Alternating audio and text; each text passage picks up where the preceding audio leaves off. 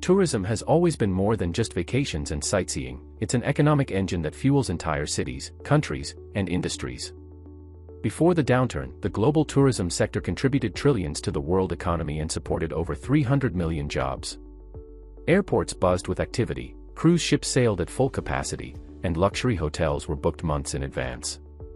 But all of that has changed. In just a few short years, the industry has been turned upside down. Before we dive into the list, take a moment to subscribe, hit the like button, and turn on the bell notification. That way, you'll never miss our deep dives into global economic trends that could shape your future. Now, let's take a closer look at the 10 tourist-dependent companies facing financial ruin. 1. Global Skies Airlines, flying into turbulence. Global Skies Airlines was once a giant in the skies. Known for its high-quality service and extensive international network, it connected cities across 6 continents. Tourists relied on them for dream vacations to Europe, Asia, Africa, and beyond. But the recent tourism collapse has cut passenger numbers by more than 60%, wiping out billions in revenue. Airlines are high-cost businesses, planes are expensive to operate, fuel prices are volatile, and maintenance is non-negotiable. With fewer passengers, those costs become unbearable. Global Skies has already cut dozens of routes, grounded aircraft, and laid off thousands of employees. They've even sold some of their newer planes to raise cash. But the debt is piling up faster than they can pay it off. Without a government rescue or a sudden boom in travel, bankruptcy could be the final chapter for this once thriving airline. 2. Ocean Majesty Cruises, anchored in debt. Cruises were once the ultimate escape for millions of travelers, luxury at sea, endless entertainment, and exotic destinations. Ocean Majesty Cruises dominated that market, operating some of the largest and most lavish cruise ships in the world. But when global tourism slowed, cruise ships became symbols of uncertainty and risk. Potential passengers feared being quarantined on board or stranded in a foreign port. As bookings collapsed, Ocean Majesty was left with a massive fleet of idle ships. Each one costs millions of dollars a month to maintain, even when they're not sailing. The company has been forced to sell off older ships at bargain prices, sometimes even for scrap metal, just to reduce expenses. The longer this downturn lasts, the less likely Ocean Majesty will survive. Industry insiders say that unless they find a way to reinvent themselves for a post-crisis market, bankruptcy is inevitable. 3. Sunvista Resorts, empty paradise. Sunvista Resorts was the name people dreamed of when they pictured a tropical getaway. Their properties in the Maldives, Bora Bora, and the Caribbean were favorites for honeymooners, celebrities, and high-spending tourists. But now, many of those luxury villas sit empty. The problem is simple: Sunvista built its business model around international visitors willing to pay top dollar. When travel restrictions cut off that flow, they tried to pivot toward domestic tourism. But local visitors, while important, don't bring in the same revenue. Running a luxury resort is expensive, from maintaining pools and beaches to paying skilled hospitality staff, and without enough high-paying guests, the numbers just don't work. The company has already closed some locations and filed for bankruptcy protection in 2 countries, leaving thousands of employees in limbo. 4. Aerolux Travel Agency, the vanishing middleman. Once upon a time, travel agencies like Aerolux were essential. They booked your flights, arranged your hotels, and even planned your tours. For years, they specialized in premium, tailor-made travel experiences for tourists who wanted everything handled for them. But the rise of online booking platforms was already chipping away at their profits before the downturn began. When the tourism collapse hit, their situation went from bad to catastrophic. With no one traveling, their revenue vanished almost overnight. Customers who had booked trips months in advance demanded refunds, creating an even deeper financial hole.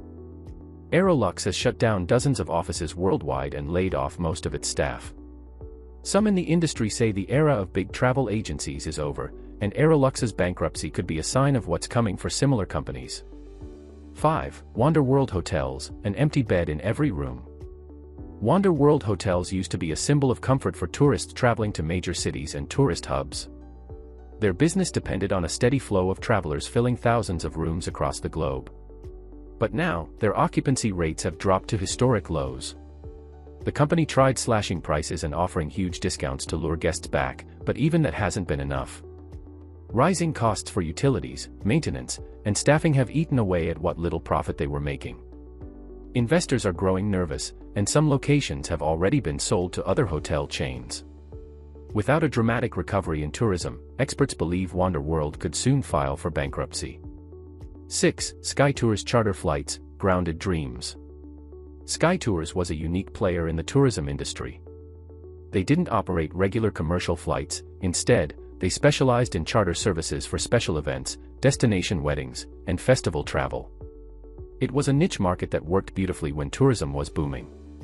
But in the past few years, most major events were cancelled or scaled down, wiping out SkyTours' main source of revenue.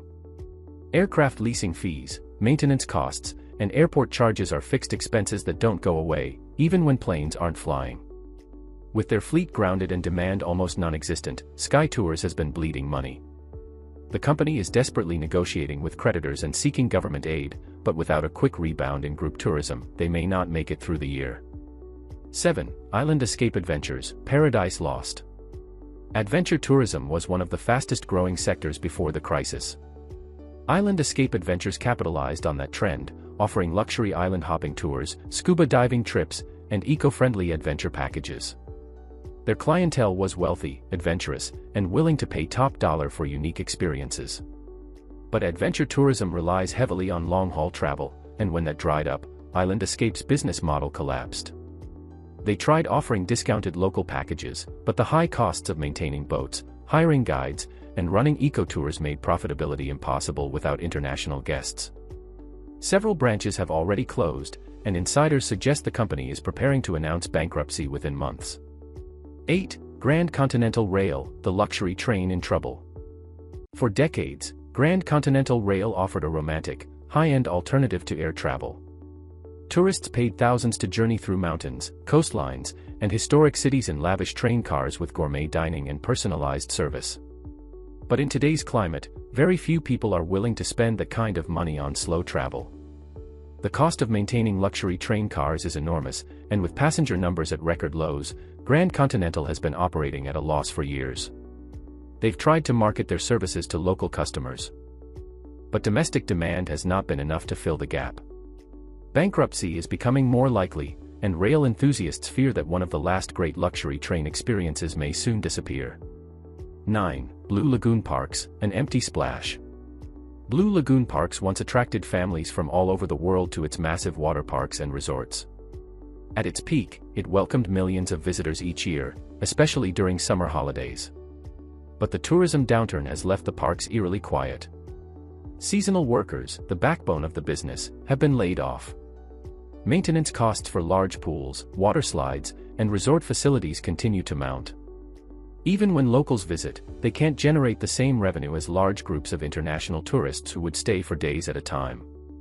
The company has been unable to pay back its loans, and bankruptcy paperwork is reportedly in progress. 10. Continental Tours Group, end of the journey. Continental Tours Group was a giant in global tourism, offering everything from budget group tours to luxury private experiences. Their reach was enormous, thousands of destinations, hundreds of tour guides, and a global customer base. But when international tourism slowed, their bookings collapsed by more than 70%. The company has tried everything, merging tours, reducing staff, even selling off buses and equipment, but the numbers just don't add up. They've closed regional offices and cut marketing budgets, but analysts say the damage is already too deep.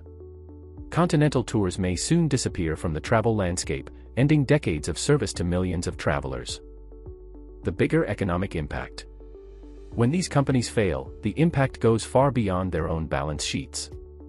Local restaurants lose customers, taxi drivers get fewer fares, artisans sell fewer souvenirs, and entire communities see their income vanish.